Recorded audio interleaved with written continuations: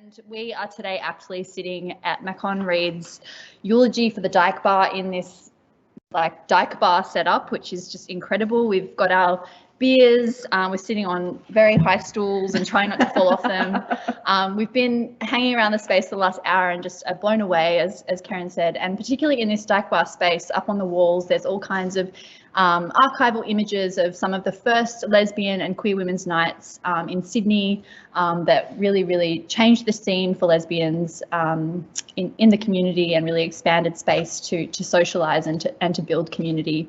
And so we're going to talk about some of them today. Just as a note, we're using lesbian as a shorthand description for a range of identities, communities and experience and relationships that fall under this category, though not all within lesbian communities necessarily use this term, nor the term dyke, and some prefer queer, for instance. And just to note that the communities we're talking about today are definitely not homogenous. They're very broad in their trajectories, in their politics, in their cultures, and yeah, we want to acknowledge that. Yes, we are a greatly coloured unicorn species, us queers. Indeed. So Dyke Bars. Dyke Bars are increasingly sparse spaces all around the world. Some recent examples of closures of important Dyke Bars have been Lexington in San Francisco, and of course the Sly Fox in Sydney, which Kerryn is going to talk a lot about, I'm sure. There have always been questions and concerns and debates about Dyke Bars and I guess their relevance, their levels of inclusion, their access, and yeah, particularly what they mean for new and upcoming generations of lesbians and queer women. But there's no doubt that they've formed a really important part of the social and cultural landscape. And we want to talk about how and why today. Yeah, so when we first got this very generous offer to talk to you as part of this exhibition series, Sophie and I spent a fair amount of time just chatting about the sort of histories and the cultures of dyke bars and lesbian bars. And we're sort of grappling with this idea about what they mean and what they can still mean even in their absence. So with those closures of these iconic bars, what legacies do they leave behind? And how can we harness those legacies for what we can see maybe as a new future queer scene or a future queer space? And so that's what we're going to be talking about today. And this talk is in two parts.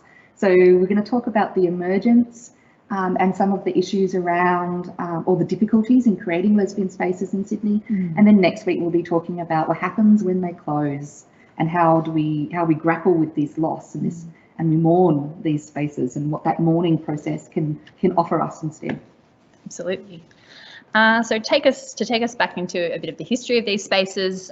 Certainly for me, sitting here, I'm really reminded of a lot of the discussions that I've been having for several years with lesbian and queer activists who were part of the sexual liberation movements of the 1970s. So movements like women's liberation and gay liberation and campaign against moral persecution. These groups really expanded, expanded the capacity for lesbian and gay people to be visible, to be out, to be proud, to fight for their rights, for their safety. And through these movements, it really expanded spaces to socialise and organise, come together and build a community. And certainly, especially for lesbians and queer women, it was the women's movement that provided a lot more access. So the creation of women's groups, lesbian collectives, lesbian feminist groups, the outpouring of women's and feminist services in the 70s and 80s really changed things for them. But before this more political era, more, I guess, overtly political era of women's and gay liberation, in the 1960s, it looked quite different. Capacity and spaces for lesbians and gay people to socialise and come together were quite sparse. In Sydney, there are a small number of venues and private networks, so that this is quite a hidden subculture. And I know the work of Rebecca Jennings, I think for both of us, has been really important in highlighting, illuminating this history of those subcultures through oral history work. So there are a few particular bars and spaces that were quite important. So Capriccio's, the Trolley Car, owned by Dawn O'Donnell, Shay Ivy's Wine Bar in Bondi Junction, which had drag shows, the Purple Onion Coffee Shop along Anzac Parade. These spaces were predominantly... And there's also Candy's Coffee and House Candy's, as well, of course. in Moore Road as well. Yeah, a host of really, vibrant spaces where this sort of hidden but vibrant gay subcultures going on, probably more predominantly frequented by gay men, but lesbians are there. Yep. And some of the women I interviewed came across these spaces in the 60s and were quite positively affected by them. They found suddenly, you know, within a culture and society in which homosexuality is largely criminalised and pathologized as deviant, here was this small sliver of freedom where they could come and go and be with other women who desired women and other gay people, watch drag shows. It's interesting that drag events or drag queen events that were established in Sydney around that time were actually some of the more tolerant of lesbian patronage. So a lot of lesbians felt like they could go to these drag shows and be welcomed, or at least tolerated, while some of the other bars were really kind of off limits to them. Absolutely, yeah, totally different drinking rules around this time as well that were quite gendered, but absolutely, these spaces did offer space for lesbian communities to start to form, and especially butch femme kind of subcultures as well, which again, women I interviewed really recall that and being quite intrigued, somewhat intimidated as well by this sort of working class butch femme culture that they saw within the bars. Some people also remember them feeling quite rough spaces, quite sort of dank and secretive, and I guess somewhat repressed compared with them and their sort of lesbian political groups that they were attending. I think there was a bit of maybe judgment on both sides about, you know, different ways of organising together as lesbians. There are also a few private networks. Certainly it was a lot easier and somewhat safer to meet together in private networks, and there's definitely evidence of that as well, sort of private gatherings, private house parties in the 60s that were really important for building a sense of lesbian community in this time. This all changes in the 1970s, so with the arrival of, for instance, Campaign Against Moral Persecution, which recently celebrated its 50th anniversary. This is an activist organisation that paved the way for incredible gay law reform and other sort of struggles and successes for LGBTIQ visibility, and it, together with women's and gay liberation, had, you know, created a range of, I guess, women's groups and sort of various networks in which women came together for political activism and to form friendships, relationships, and build a new future together to challenge rampant sexism and homophobia in society. So out of this time, lesbian feminist collectives emerge, lesbian households, kinship groups, film nights, fundraisers, gatherings, all kinds of things. And bars remain important in this time as well. So in the 70s and 80s, bars are still a space in which lesbians socialise, in addition to all their kind of political organising, and places like the Belmore Park Hotel, the Sussex Hotel. These are kind of known as popular lesbian haunts, and places where both sort of old and new lesbian generations can come together and socialise. And also in 1976, Dawn O'Donnell owns and opens Ruby's in Surrey Hills, which is Sydney's first lesbian bar, and that's remembered very fondly by many women that attended, and also some that didn't really like it at all and didn't really go. But that's, you know, we all have different tastes. And that was a fairly short-lived bar. It was 3 years or it was short-lived, but remembered fondly in the fact that it existed for a lot of women. It was really important to know it was there. By the 1980s, some more significant shifts are happening in terms of the way that lesbians are expanding into the gay commercial scene, just really responding to this lack of a lesbian presence, especially in and around Oxford Street, wanting to have more of a presence in gay commercial spaces. We see a women's night established in 1983 at the Beresford, which previously had been, a venue predominantly attended by sort of a leathermen crowd, which was a really big shift. And through to the late 1980s, with the establishment of Girl Bar at Freezer nightclub in Sydney by Gigi and Kate Munro, really establishing nights like that to celebrate lesbian community, to create a space for lesbians to come, dance, listen to music, a space for lesbian DJs to establish themselves and really set the scene. Hi Sveta and all the other amazing DJs that really did shift the scene in Sydney for gay men and lesbians, for the broader scene, shifted the sound, the vibe, like, amazing. And I think this is a really interesting part of this particular history, because now you see a lot more sort of commercially viable arrangements. And, you know, we can see with Sydney's performance clean, for example, that performers or event producers often partnered with really emerging and well-known DJs to create these spaces. And I think that this was a way potentially to overcome some of the suspicion or hostility from some of the gay male venue managers. So lesbians at that point were starting to demonstrate they had commercial viability. Absolutely, and a lot of those like lesbian DJs are going in and DJing at those gay male spaces and becoming having their own following, and people like Mandy Rollins and DJ Feisty just incredibly important in that scene. So yeah, there are much bigger things happening for the lesbian community in Sydney and around Australia in the 1980s. Claiming more visibility in the gay commercial scene, and particularly in the subcultural scene, in things like the leather scene, in kink and fetish, the emergence of Gigi and Andrea's events like On the Other Side and Girls on the Wet Side, and their store Per Effect, which is really encouraging and celebrating lesbians to explore all parts of themselves and further possibilities for their identities. Leather lesbians, it becomes an aesthetic. It becomes something that lesbians too can partake in and really make a claim to. Oh, and it's fantastic here at the gallery because they have this whole wall of these promotional flyers for events like Girlesque, On the Other Side. And it's just the language used to describe the types of performances that they might see in these spaces, sort of coded, but if you knew what they were, then you get very excited about the idea that there's going to be this fantastic show. Yeah, absolutely.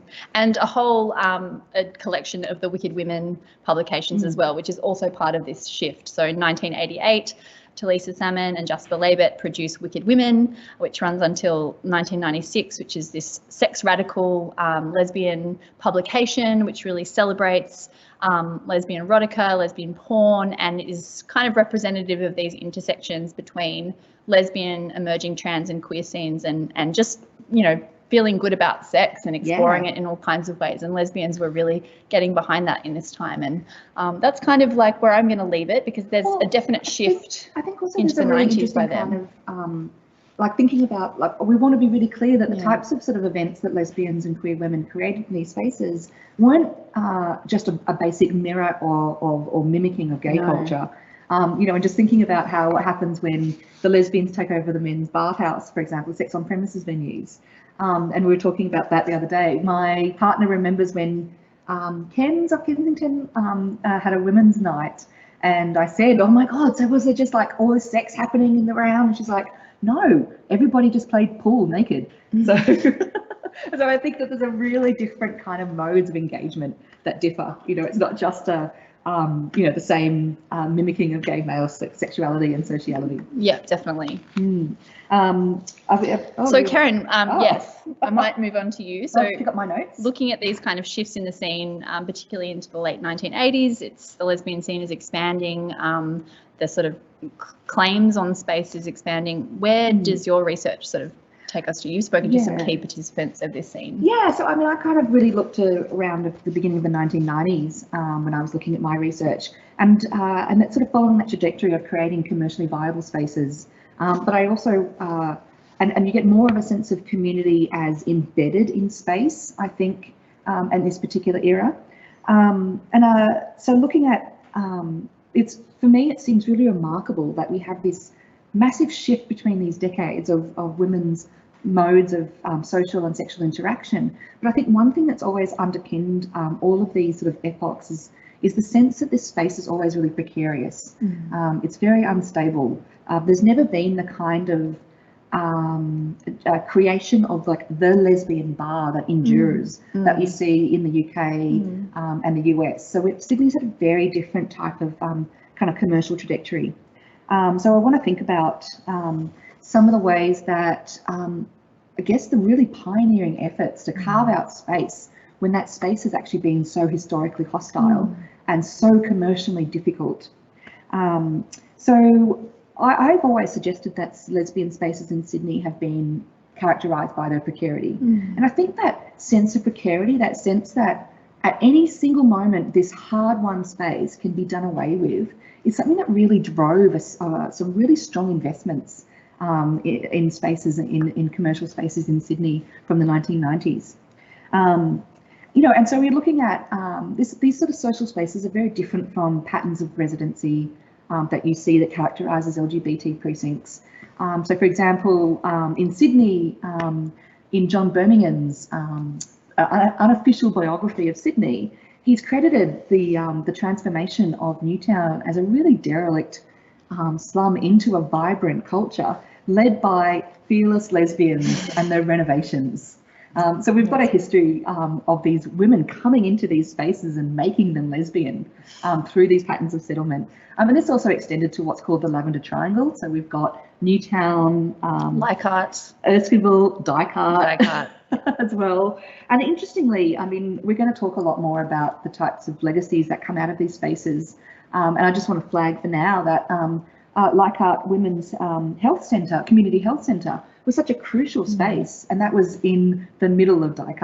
And it's been at the forefront of women's health, sexual health, and health promotion, harm reduction since it started. And a lot of these spaces and venues and events, they're always involved in this kind of, underpinned by an activist sense as well, that they're trying to give back to the community, and often fundraising for things like women's services, but also HIV/AIDS resources and support, safe sex resources, the Lesbian and Gay Anti-Violence Project in the 80s and 90s.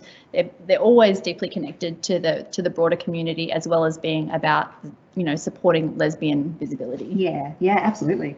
And so one of the things I wanted to talk through now a little bit more is, I guess, at a slightly more theoretical register, and thinking about how we can characterise these spaces. We don't have this tradition of the lesbian bar. We only had the one lesbian bar that was for 3 years running. And so I want to think through some of this stuff. And so Catherine Nash and Andrew Gorman Murray, who are geographers of sexuality, have characterised Newtown as a mobile space. So this is a space where there's not that sort of commercial stability, but rather this is a place that's more characterised by different patterns of patronage, the organisation of local knowledges, and these transient flows of capital, less in sort of the commercial buildings, but more about the temporary borrowing of spaces for events. And so I think that we can actually characterise the lesbian nighttime economy in Newtown as this kind of informal network of event promotion, rather than a territorial model of commercial occupancy that Oxford Street represents. And Oxford Street, of course, a so-called gay mile, established from the 1960s onwards. In fact, originally, I think, from a drag bar, Ivy's Birdcage. And in Newtown, despite this very strong commercial presence, there's something like 600 commercial shop fronts, I think, in Newtown. It has never had this kind of creation of a lesbian bar. And I think, we talked about Dawn O'Donnell and her entrepreneurial role with Riri's and the Trolley Bar, and they were these fantastically attractive spaces for lesbian patrons. And Dawn had a massive influence on the creation of Newtown. So Dawn bought up the Imperial and the Newtown Hotel, and she actually had these flyers that were trying to, having this sort of parade of gay men marching from Oxford Street into Newtown, and has been largely credited with the creation of Newtown as an LGBT precinct. But again, I find it absolutely fascinating that with among all of her stable of properties, and obviously looking at the changeover of ownership of the Imperial over time and the Newtown Hotel, these are really controversial sites that have never really had that stable ownership. And why Newtown was never able to develop a strong lesbian bar culture that is rooted in sort of property ownership. Do you have any thoughts about what that's all about? It's very interesting also, because while there is that precarity, there is that kind of knowledge or that sense that you go to Newtown anyway. Like, mobile even though there is that, there is no stable space, that that to go there is to be honest, none of us can afford to live there anymore. No, exactly. Well, that's part of it. I think there are some gendered dimensions to different levels of disposable income that kind of affects the way different people in the queer community access space. And certainly speaking to women that started a lot of these nights in the 80s and 90s, just the kind of antagonism they got, and suspicion around, you know, their ability to draw revenue and to establish themselves in the scene. I think they faced a lot of that, and so they did what they could. They were often given, you know, really bad nights of the week, but then made it their own and got a great following. And interestingly, there are some really successful nights started by and run by lesbians that are, you know, now very popular amongst sort of the gay men in the community. I'm thinking of like Extra Dirty, but, you know, really have, you know, got their own following and been their own success story. Yeah, absolutely. And I think, and this is the interesting thing for me, is that you have, whilst I say that there's no stable lesbian bar in Newtown, we do have a number of bars that are designated lesbian friendly, that take on the characteristic of lesbian. Yeah. And I'm really interested in my research is trying to figure out why, you know, how do these places become lesbian when there's not that type of stable commercial investment like you do see in Oxford Street. And these are nights where, as Sophie said, the event managers would turn the night over to autonomous event producers. They would organise all of the promotional activities. They would book the DJs or the performers. They would set up, you know, back when Facebook was a way to organise social life. Prior to that, it was literally word of mouth and a few adverts in Lottle or Cherry magazine. And the venue management rarely contributed to the running of these nights. So in some cases, they could take a proportion of the bar. Sometimes it was just the door charge. Sometimes it was just a small cash payment. I think at the height of Sly Fox Hotel on Wednesday nights, they were taking 13 grand over the bar, and the performers were paid $100 each. So, you know, someone was making some money, but it wasn't the lesbians. No. So it's turning to these commercial scenes, and here I think we really see the blurring of these really DIY ad hoc performance kind of cultures, and then it's sort of blurring into these commercially viable events in the 1990s. And I think that for me, what was really interesting is seeing how these nights actually became embedded in the sort of social fabric of Newtown, became part of people's social itineraries. So thinking about Wednesday night, does anyone remember Dyke night? Yes. Yes. I do. So also known as lesbian night, girls' night, and someone recently told me Wednesday as well. So these again were commercial enterprises, commercial pubs that would sort of open it up to the lesbians on a Wednesday night, often using those autonomous event promoters to put on various events. And you can see that sort of became a way to organise lesbian social itineraries. You know, if Wednesday night is a night that all the women went out to party, then Wednesday night it is. You'd made sure that you tried not to have a very busy day on the Thursday because you were going to be really hungover and get home late. And you can see that happening around the pool competitions held at the Bank Hotel. Oh, that's interesting you say that. So one of the women I interviewed really emphasised the importance of that women's pool night on a Wednesday night. But she would have to get up the next day and teach, having gone out all night till like 4 a.m. But she basically said, you know, it was worth it. We made it work because this was the night to be out and this is the night to be with our community, and we would just make it work. And that was far important. Too many late night Wednesday nights for me. Yes. I still have a hangover, I think, from back in those days. You know, and you can see that, you know, bars like the Courthouse or the Courty, the Marley, the Marlborough Hotel, the Imperial, the Impy, they all became these sort of lesbian bars just for this one night, especially on Wednesday night. And so, oh goodness, we're almost out of time. Okay. So the last thing I just want to do is really just briefly talk about the types of investments. If we don't have these commercial investments, what do we have? And I think that what we have is a whole bunch of blood, sweat and tears that went into the creation of these nights. And they developed what's called a scene, so SCENE, which, you know, we think about the bar scene, the music scene, the eating scene, the restaurant scene. And so we had a bit of a lesbian scene happening in Newtown, and this all centred around the Sly Fox Hotel on Enmore Road, where Sexy Galexi and DJ Spedder set up Kinky Kingdom back in 2002.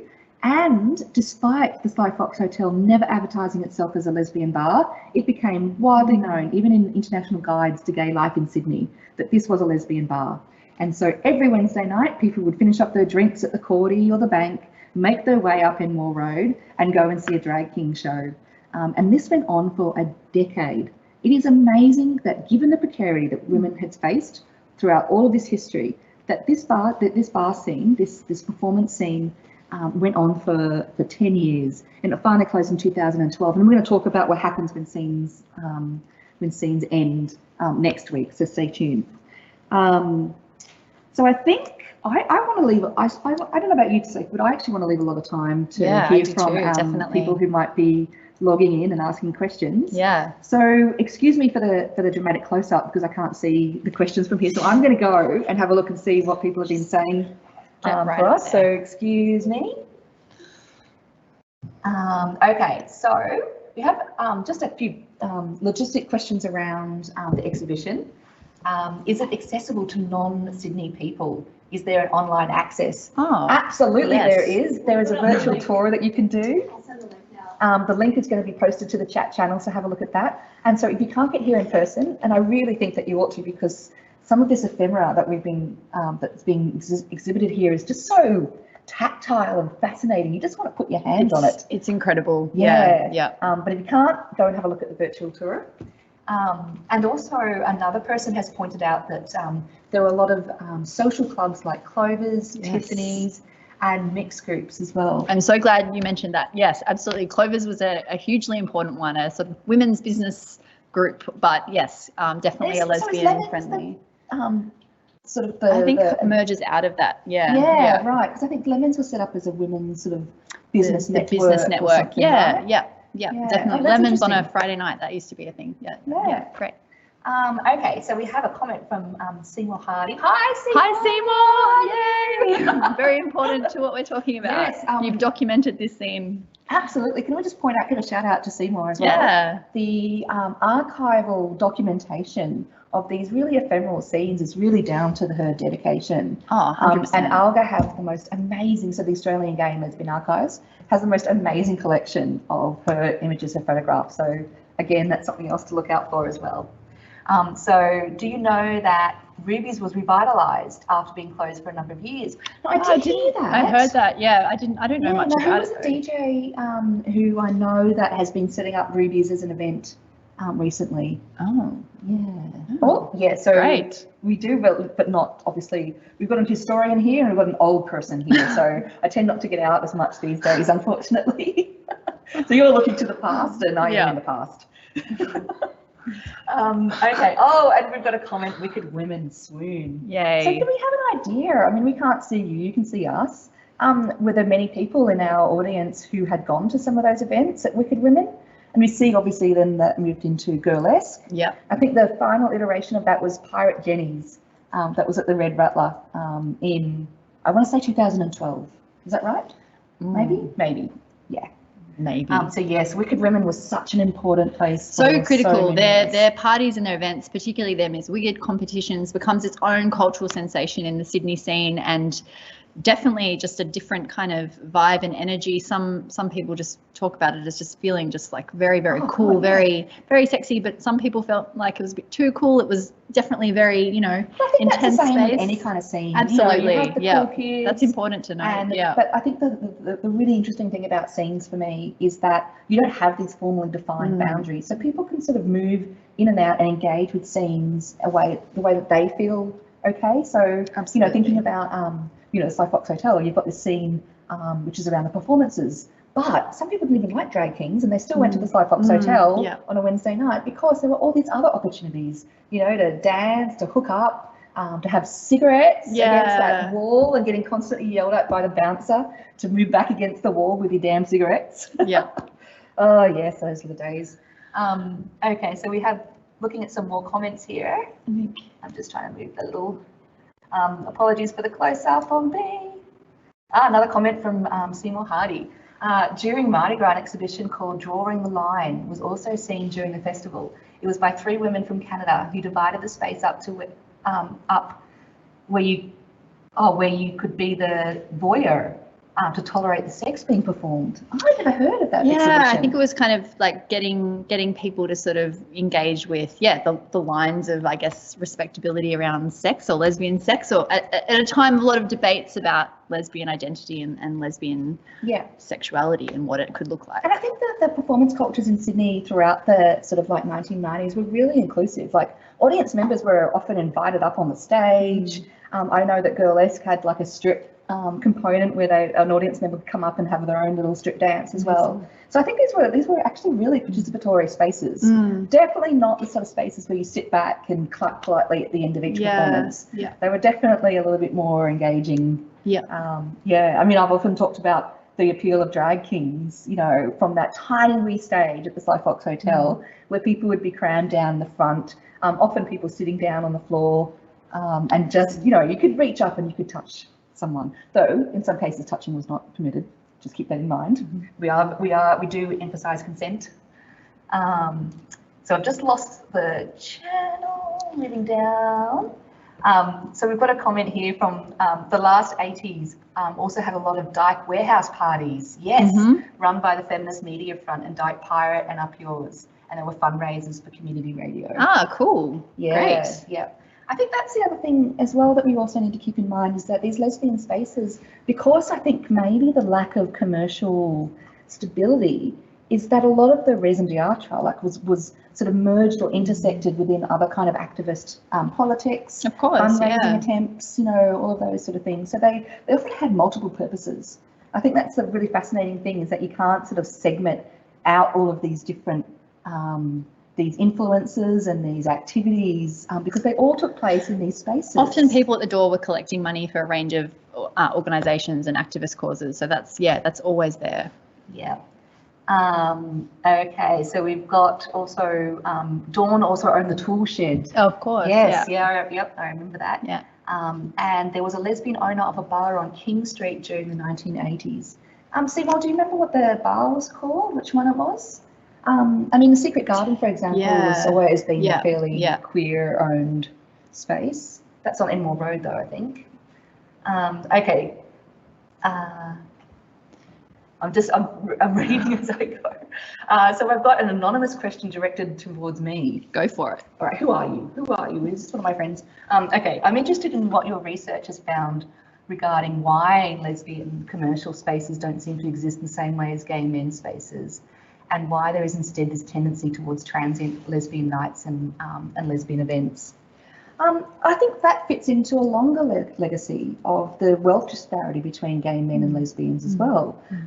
You know, so Rebecca Jennings has documented since post-World War II the types of difficulties that women had in trying to create these spaces.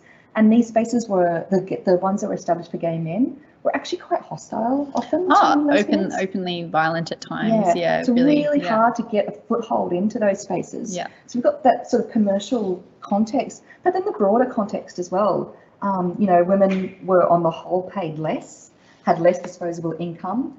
You know, the pink dollar often refers to really gay male spending power in the economy. And so I think, you know, that there was some really difficult times trying to sort of generate this these spaces for women, but also you know, these leisure venues were set up for gay men to facilitate them meeting up and hooking up and meeting people and socialising. And lesbians are challenging that as well, absolutely. though. Yeah. And there's this prevailing myth that we constantly had to fight against, that lesbians weren't interested in sex. Yeah, you know, recreational sex was not something that lesbians did. And from the early 80s, groups of lesbians are challenging that by taking over bathhouses or trying to sort of organise nights where they can express that and explore that. And they kind of pave the way for the legacy of things like Wicked Women that are much more sort of, you know, out there in presenting sort of lesbian sex. Yeah, so I think you have this broader economic landscape. You have this sort of commercial consolidation of Oxford Street, which was very quickly known to be for gay men.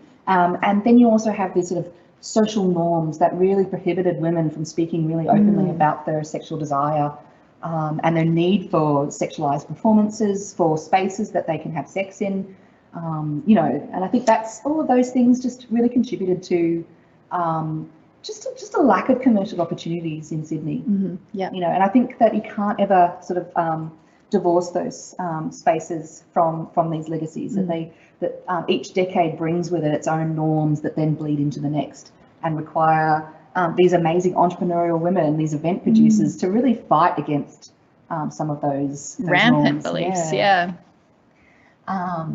So there's a question here. You talk about lesbian spaces. Could you talk a bit more about the Lesbian Space Project? It was something emerges in the 90s, I think.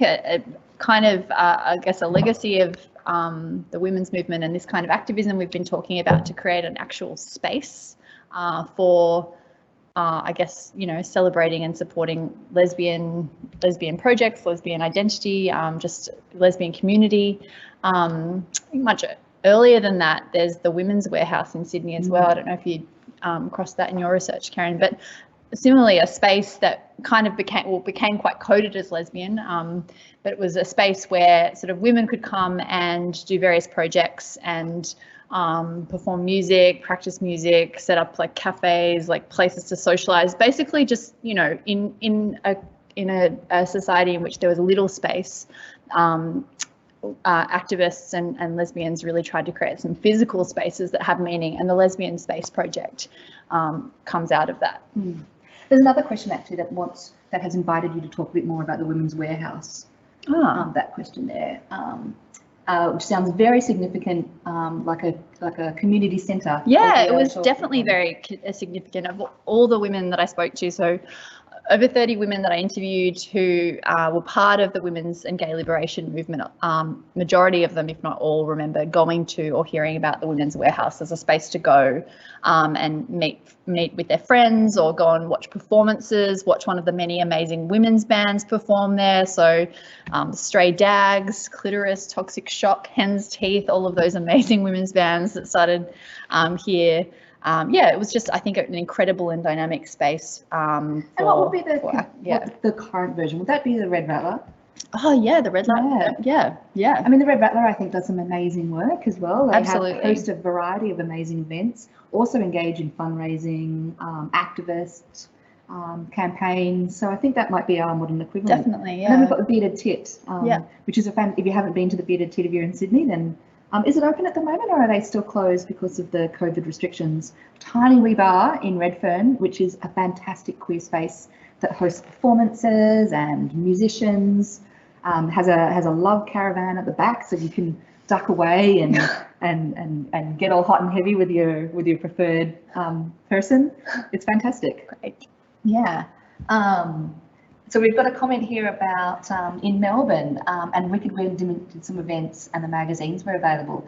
Oh, and Laura is doing her PhD on it. Oh, which is awesome. Fantastic. Yeah, Congratulations. definitely. It's great to have more research and scholarly engagement with this. Absolutely. And fascinating about the Wicked Women, and that's such an interesting thing, and I think it goes to that idea of the mobile geographies or the mobile events where you can sort of take them on the road, which is what Wicked Women did.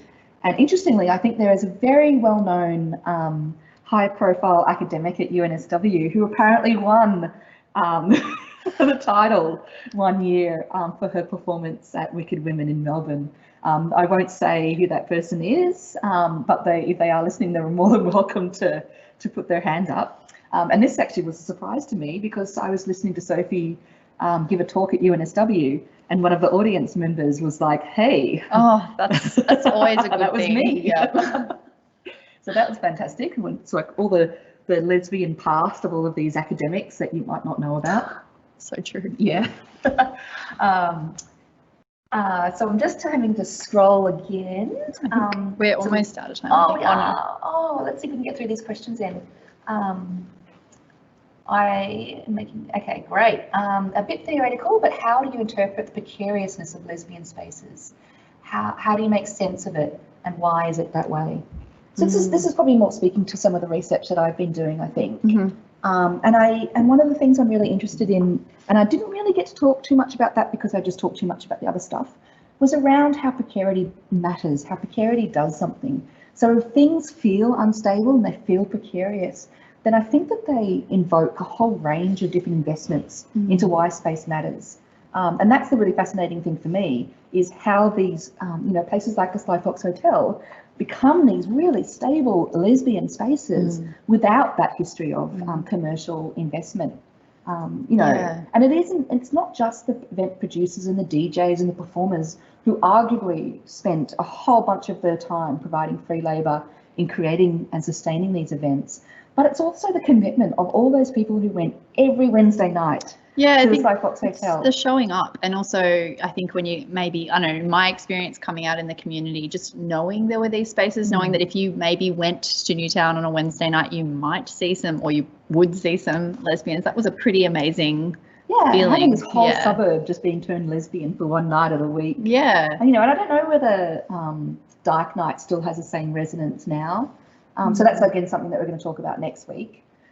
But I think that I would say that it's those investments in space and those investments in safe lesbian spaces that kind of continue this sort of vibe or this legacy of the Dyke Bar, you know, even in its absence. Absolutely. So I'm pretty sure there's people who've been walking past the Sly Fox these days who are just mourning the current renovations of this bar, given it was so instrumental to Newtown in the 1990s and 2000s. Okay, I think this is the last question. Have either of you explored non-Sydney scenes such as Melbourne and internationally? So this is you've definitely looked at Melbourne, haven't you? Yeah, so in my research, yes. I mean, yeah, Melbourne, and also just interestingly, the kind of sex radical lesbian scenes that are appearing here in the 90s, there's lots of comparisons made with the overseas examples, and some people saying that the Sydney scene was actually just like far more radical and cutting edge than things happening overseas, which is pretty cool.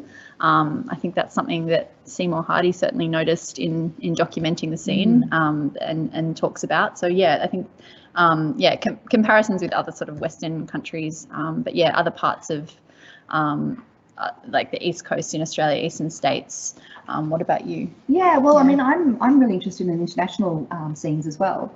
So I've been having a little look into the New York lesbian scene. Drag king performances still take place there. I can't remember what night it is, but there's also a lot of lesbian sex parties that happen there as well. I mean, and don't forget, we had them here as well. Yeah. It's just that they weren't documented in the same way that happened in other places. So, and this is a history that we are in danger of losing. And so we really need to sort of have these conversations and have these people in the chat bringing up examples Great for questions. us. Yeah. And someone has just also said, I'll confirm for us, unfortunately, the bearded tit is still closed, but it did continue its Wednesday night tradition with the Queerborhood.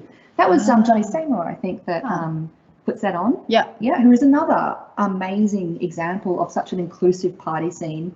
You know, the way that Johnny has been really promoting inclusivity and diversity in dismantling the sense of the gay bar. So kudos to him.